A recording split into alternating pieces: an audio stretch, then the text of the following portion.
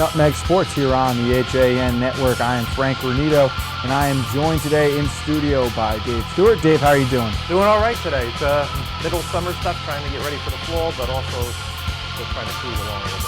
Obviously, this is a Wednesday episode, a tough hump day so far, but we've got a lot to cover, Dave, and we are joined now by a guest.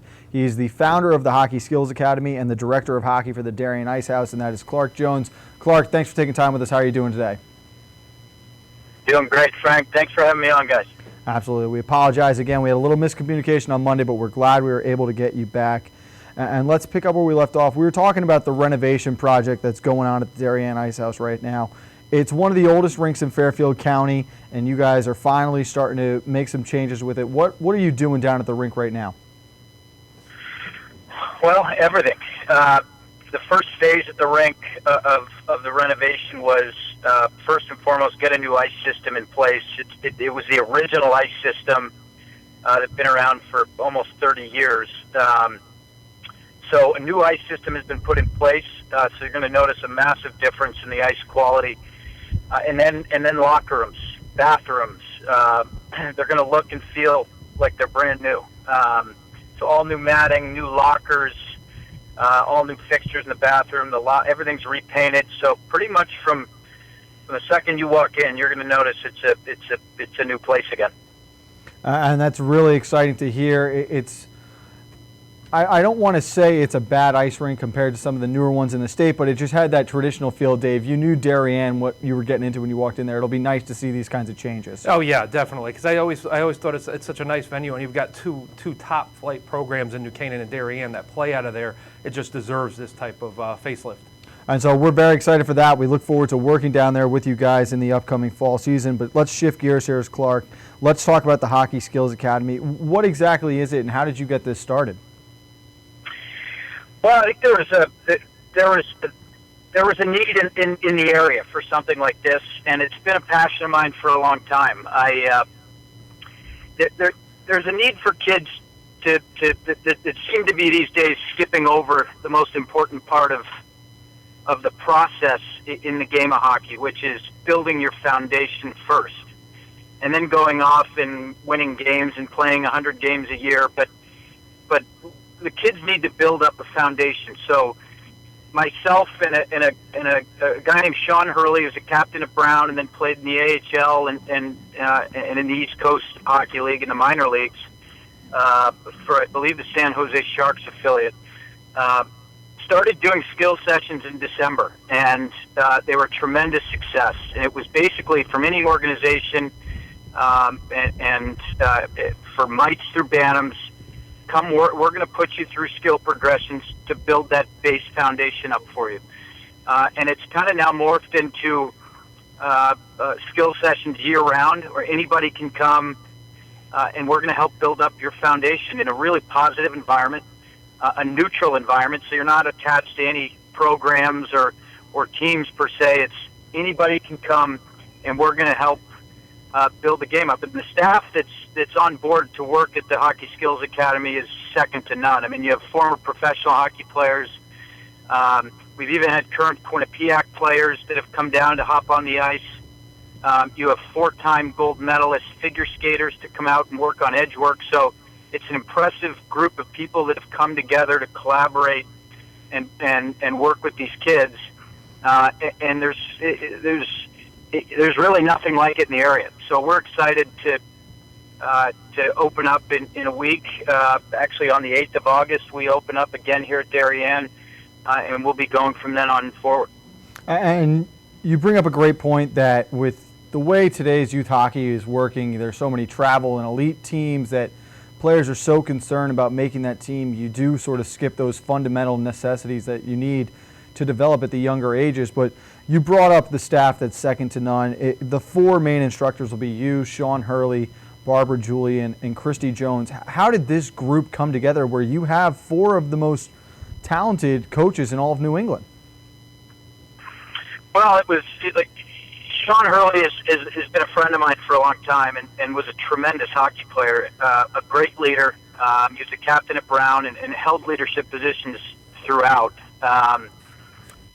his playing career, and he's been coaching in the area for a while, and is a tremendous skills instructor. So he and I, Barb Julian, again, she's been doing this for 30 years. She's a savant in the skating world as far as morphing the figure skating edge work into power skating for hockey players. And she's well known all over New England for her work, and was really excited about the fact that this is an academy. It's a place where anybody can come and work on their foundation. And there's so much tie-in everywhere else in the youth hockey world where you have to be playing on X teams throughout the entire year, and if you don't, then you can't participate. And here you can just come and work on your skill set. And Christy Jones, again, she was at Shattuck St. Mary's, working with their figure skating and hockey programs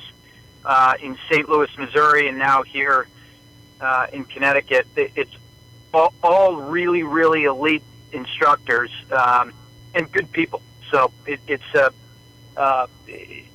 really a tremendous staff. The kids have loved all of them, and we can't wait to get back out on the ice on the 8th. Hey, Clark, it's Dave Stewart here.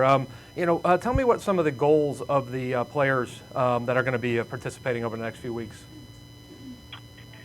Well, I'll tell you, it's for the kids that are coming in. They're usually, amazingly enough, even at a young age, they're pretty well aware of their deficiencies on the ice. And so the way we'll do it when we get out there, and we're frequently using video to show them, is here's where you're having some issues. Here's where we're going to develop them. And, when you get out there, you think most kids would want to just grab a puck and shoot it, and they do. A lot of them want to. But a lot of them really have a good understanding of where they're having their issues, and how can you not, right? If your skating is, if your edge work is having issues, the kids want to fix it, because it's a heck of a lot more fun when you have that real foundation to work with. So we explain that to them, we work with them, and generally the kids right out of the gates are completely on board. Once you sell them on the idea that if you're going to get to point C, you got to get A and B right first, and let's not skip anything. And the way, if it's explained in a positive way and explained in the right way, kids are on board immediately. So their goals when they come in are like anybody else. I want to get better. Please explain to me how I can do that, and that's our job. Kind of putting together that whole package, I guess. And so and it's a progression, right? It's a progression from. You can't skip over steps, especially in something as difficult as skating, which is, you're on a tiny little blade of steel, and you're expecting these really young kids to figure it out, and they need the right instruction. So, and it's our job to explain to them where they need to go and how to get there. And so, Clark, you talked about using film to help the kids out. The camp, I don't believe, is just limited to on-ice activities. What will you do with these players off-ice as well? Well, it's progression. So whatever we work on that day, for example, if you're working on your tight turns and accelerations out of those tight turns and that edge work, you progress. Once you get on off the ice, you'll progress into the same type of motions off the ice and building up your core strength around those motions. So, it's amazing how if you can get a group of kids that are, especially in this day and age with phones and video games, where the core strength is suffering a lot, and you can have a kid that wants to do certain things on the ice, and if their core strength isn't there to do it, it's just not going to happen. And so for us, it's let's take what we've done on the ice, let's move it to off ice, and progress them into building up that core strength and having fun along the way. But all of this is based on building up core strengths and doing it in the spirit of what we've been working on that day. And while you got a chance here, Clark, I just wanted to ask you if you wanted to say what the dates are for the camp and what are the ways that people can sign up if they want to join. Well, we start next week and we go through the end of August. So the August 8th is the first is the first day, and that's the first day the rink will be open and running. So all new facility. The program runs through the end of August. DarienIceRink.com is the best route to go, or you can just call in at 655-8251 and sign up over the phone. But either online or on the phone, and from the 8th all the way through the end of August. And that's awesome. And Clark, I just want to ask one more thing here. You're also the director of hockey for the New Canaan Winter Club, and this is a small program from a small town, yet they have produced nearly 50 college hockey players, 2 Olympians, 2 NHL players, including the current captain of the most storied franchise in the history of the league. You talked about the unity that you want to see coming from programs at this camp. What is it about a small program out of a small town like New Canaan that they're able to produce top-level players like this? Well, the Winter Club's got a few different things going for it. You're right. It's a pretty special place in terms of, my gosh, you think of talent hotspots, and the fact that this place is open 4.5 months of the year in a small town in Connecticut has produced, probably close to 30 Division I college hockey players, maybe more. Everybody has access to ice, first and foremost. So the Winter Club puts a huge premium on unstructured availability of ice. In other words, no coaches. It's called partition at the Winter Club. Let the kids go out there with young kids, old kids, and just play the game. And so you have that unstructured ice available, which is you don't get that anywhere else. And so anytime you have holidays, kids are getting dropped off at. I actually just talked to Max Pacioretty 2 weeks ago. He was up in the area getting his workouts, and he loves to tell the story of when he used to get dropped off by his dad in the morning, and his dad would come pick him up at night, and he'd spend the entire day there, order pizza in, and just work on his game, and it's invaluable when you have access to something like that and what it can do to your game, and not only that, you have young kids that are constantly out there with the older kids, so you're seeing who you want to be when you're 6-7 years old. You're seeing those bantams or midgets out on the ice with you, and you start to emulate them. So it's a classic case of in child psychology, sports psychology, primal cues, right? You see somebody who's gotten to a certain point, and you know you can get there. And at the Winter Club, you're seeing it on a day-to-day basis because the program's so tight. So the success that's come out of there has been really impressive and something we're really proud of. Well, and it's a great point. It is a great place down at New Canaan. Clark, I want to thank you for taking time with us today. We wish you the best of luck at your camp next week and with the renovations finishing up. Once again, it's I completely blanked there, Dave. I'm sorry. It is the Hockey Skills Academy. It will be held at Darien Ice Rink. That's DarienIceRink.com to sign up, and you can log in to DarienIceRink.com to sign up for those camps that start next week. We will take a break here on Nutmeg Sports. We'll be right back as we will have an update on some local Olympians who are making their way down to Rio. For more than 50 years, Triple S has been Fairfield County's expert service for carpet, upholstery, and drapery cleaning. We provide the best in repairs and in-depth restoration, understanding fabrics and how to properly clean and restore them. Our staff will come to your home to clean your wall-to-wall carpet to perfection. We can also pick up your fine carpets and bring them to our facilities. With locations in Norwalk, Stamford, and Stratford, Triple S will get the job done fast, big or small. At Triple S, you can count on our people as well as our cleaning. Find us at triplesclean.com or 203-847-8000. I really wanted something that felt like a home. Coming from a big house, I wanted the feel of a home as opposed to a condo. My property taxes on my single-family home were close to $20,000 a year. Now that I've downsized and I'm in a townhome, and because of the condo tax laws, my fees have gone from $20,000 down to about $5,300 with the star exemption. There is no other townhome that compares in the area. This is where I want to be. Have a sports injury or a slip and fall that needs immediate care?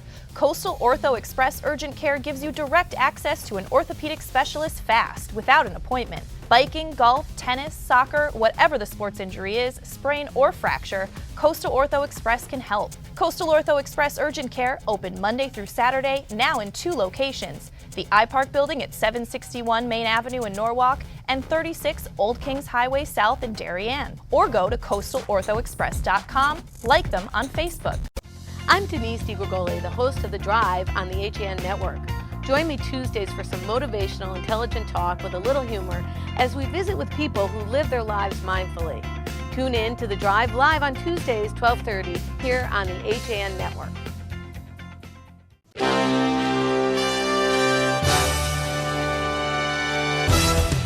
Give your day a jumpstart with the latest news, sports, weather, and more on Coffee Break, live on the HAN Network, weekdays at 11 a.m.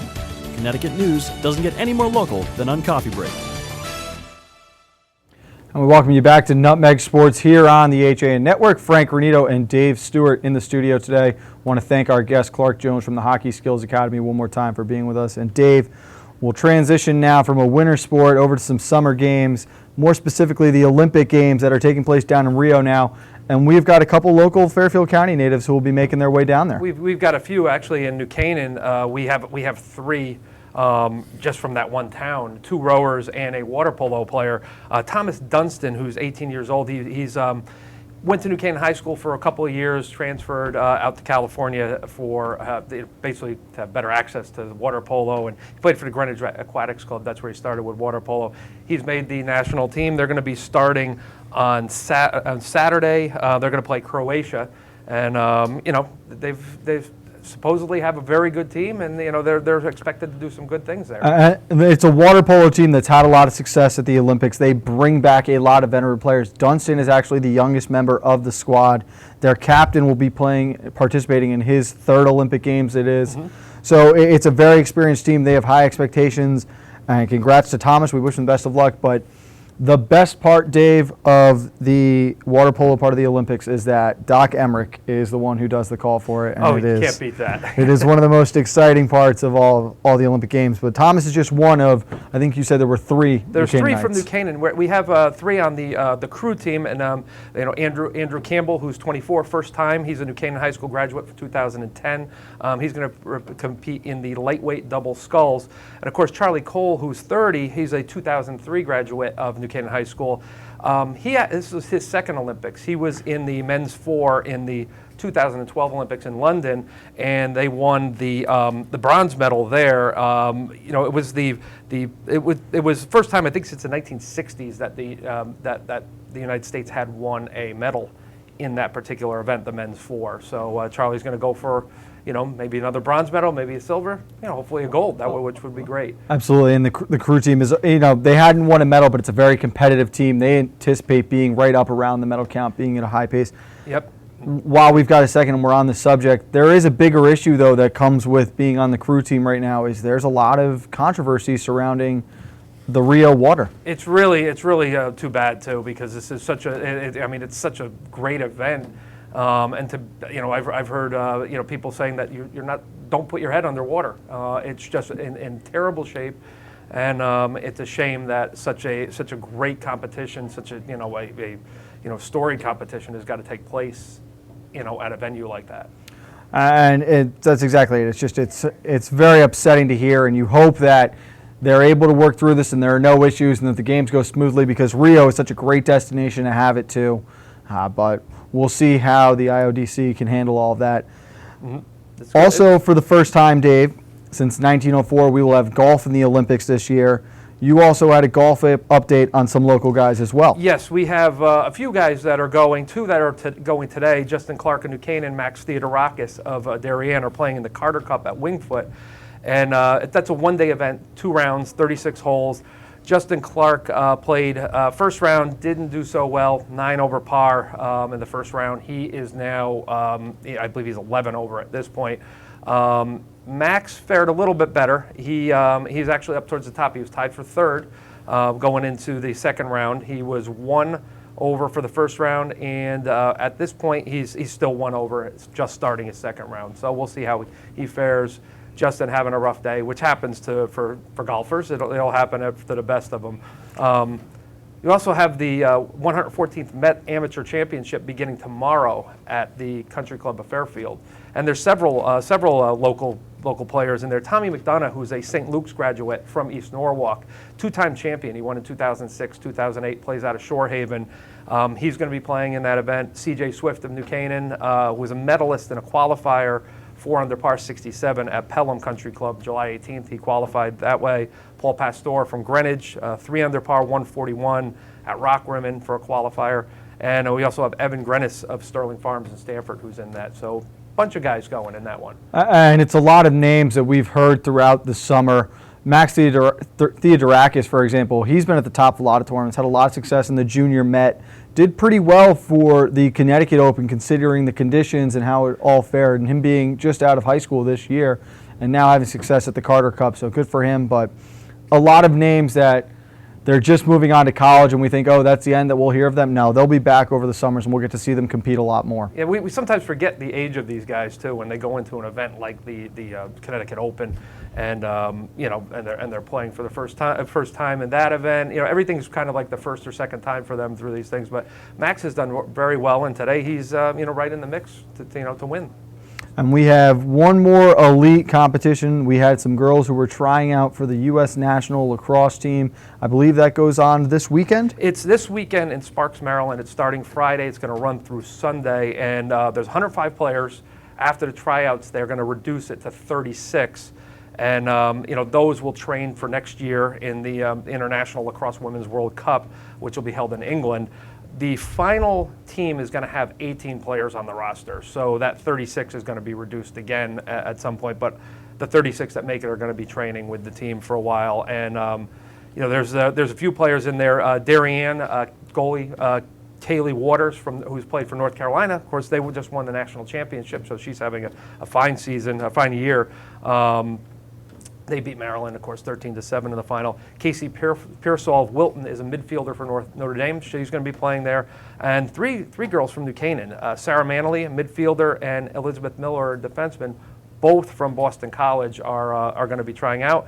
BC actually has 5 players trying out, so they've got a good group there. And of course, Olivia Homp, who's all everything. She's on attack out of Princeton. She'll be trying out as well. So good luck to all 5 of those players.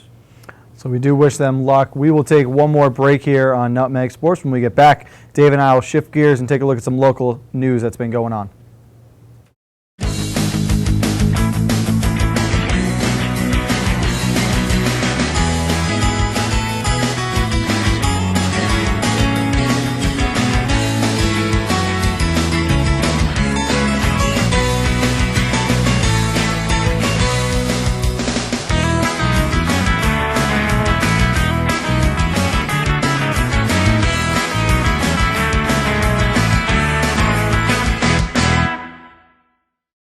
Warm weather, light breezes, boats are in the water. There's no better place to celebrate summer than the Dock Shop. Whether in Darien at 51 Tokenique Road or Westport at 609 Riverside Avenue, the Dock Shop is where you'll find everything you need to kick off summer. From the latest summer apparel to the newest fishing tackle, the Dock Shop will help you get the most out of your next beach day or harbor cruise. At the Dock Shop, you'll find a wonderful selection of items made in the USA and right here in New England, all with a distinct nautical flair. Boater, beach bum, fisherman, or simply love the coastal lifestyle, this is a unique place to shop. DockShop.com. Walter Stewart's Market in New Canaan is your time-saving local shopping destination for the best of spring. Find many of your favorite products, from great specials on everyday items to the freshest organic produce, artisanal cheeses, and grass-fed steaks. Drop off your knives to be sharpened, grab a beautiful bouquet of spring flowers, and stop in next door for a wine tasting. Plus, their personable staff is always ready to lend a helping hand. So stop in to Walter Stewart's Market, 229 Elm Street today, or shop online at stewartsmarket.com. I really wanted something that felt like a home. Coming from a big house, I wanted the feel of a home as opposed to a condo. New Canaan is 6 minutes down the road. New Canaan's a beautiful little town to walk around. I work in Westport. My commute is 20 minutes. It's close to Westchester where my family is, so the location is ideal. There is no other townhome that compares in the area. This is where I want to be. I'm John Kovach. I'm a newspaper editor. I'm a high school football coach. I'm a television presenter. And I want you to love fishing as much as I do.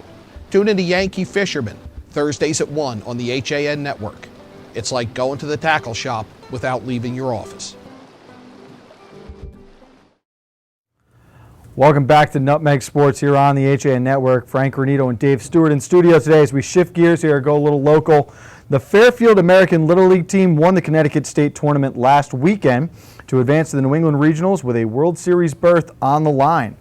Fairfield American captured its second state title in 3 seasons, holding off a determined Coggins team with a 6-3 win Saturday at Dieter Field. Behind the combined pitching efforts of Michael Iannazzazzo and Matthew Sawyer, Fairfield never led by less than 2 runs after Sawyer's 3-run homer in the second inning. This marks the 5th state title in the last 7 years for Fairfield American, also taking the Connecticut crown in 2010, 11, 12, and 14. They'll be looking to advance to its 3rd Little League World Series, winning the New England Regional titles in 2010 and 2012. The New England Regionals will start on Sunday, August 7th. Connecticut will open up against New Hampshire. And Dave, 5 state titles in 7 years is credit to fame enough. But the fact that there are 2 regional titles mixed in there and well, Fairfield American is becoming an absolute powerhouse in the state. Oh, they are. There's a lot to look forward to there over the next few years at the high school, too, when those kids finally go through at Ward and Ludlow. I always felt like baseball is one of those sports. It's actually very difficult to duplicate that type of success year in and year out because there's so many variables involved, and there's hot pitchers you got to run into and different things like that. So for them to be able to maintain that and have that type of consistency is just really incredible. It is, and so we wish them the best of luck starting Sunday, and hopefully we will see them in Williamsport in about 18 days. Staying in Fairfield now on a lighter note, Fairfield Prep lacrosse coach Chris Smelkis has retired after 30 seasons with the Jesuits. Over 400 wins and 6 state championships later, Coach Smelkis is leaving Prep after coaching the varsity team for the past 29 seasons. Coach Smelkis led Fairfield Prep to 8 consecutive Class L state finals from 2006 to 2013, winning 6 times during that stretch. Chris Smelkis looks forward to seeing his own children competing at the collegiate level now, and is excited to see what Cape Cod looks like in May. Dave, it's the end of an era, and Fairfield Prep can get lost in the mix with the success that some of the FCAC teams have had, and playing in their own conference, but they have built a class act program there at Prep right now. That has been just a dynasty there for Chris and the Fairfield Prep Jesuits. 30 years coaching there, and the one thing you can say about them is they never backed down from playing anybody. They played all the FCAC teams. They played the Dariens, the New Canaans, Greenwiches, Ridgefields, teams like that. They were right in the mix with everybody. One of the best games I've ever seen was, what state championship? I forget the year when they played. It was Class L final when Fairfield Prep took on Ridgefield. I believe it went to 3 overtimes, and just an incredible game. And Prep is there every year. Prep is always a contender, and they're ready to take on the best. So, but it's definitely the end of an era. I mean, he's built that program to what it is. He deserves to be mentioned with all the legendary coaches in Connecticut. Absolutely, he's done a great job. We wish him a happy and healthy retirement. And I do believe that state championship was actually 2009. Was my senior year. That was a Ridgefield team with Matt White and Colin Scott. Right, you are, yeah. Leading that one. That was a great game, a hot day from what I remember. I believe it was over 100 degrees on the turf, but just a great, fun game to watch. And shifting gears one more time as we go back to the link. Starting tomorrow, Connecticut's TPC River Highlands will play host to the Travelers Championship as Golf's Best return to Cromwell for the annual tournament. Former major winners Keegan Bradley, Webb Simpson, Angel Cabrera, Louis Oisthuizen, and Jim Furyk are amongst the field who will look to knock off defending champion Bubba Watson, who defeated Paul Casey in a 2-hole playoff last year. First round play is scheduled to begin Thursday morning, and then the tournament will conclude Sunday afternoon. This will be the final PGA tournament before Olympic golf begins next week. It will be the first time again that golf has been in the Olympic Games since 1904. I don't know if you've ever been up for the Travelers, Dave, but it's an absolute great day. The country club is beautiful. Cromwell does a great job hosting it. It's a lot of fun and a great tournament. I haven't been myself, but I know for local golf fans, I mean, it doesn't get better than that. To have that type of talent there at that type of venue in your backyard, it's just, heaven. And it is world-class talent. You see some of the best in the world. They're lacking a couple of the top 10 guys right now because some of them have already chosen to go down to the Olympics.